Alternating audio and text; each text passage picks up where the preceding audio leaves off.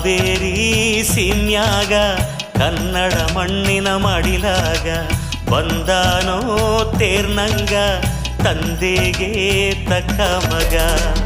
ಎದ್ದು ನಿಲ್ಲೇ ಗಿರಿಯಾಂಗ ಹೆಜ್ಜೆ ಇಡಲು ನದಿಯಾಂಗ, ಎದ್ದು ನಿಲ್ಲೇ ಗಿರಿಯಾಂಗ ಹೆಜ್ಜೆ ಇಡಲು ನದಿಯಾಂಗ.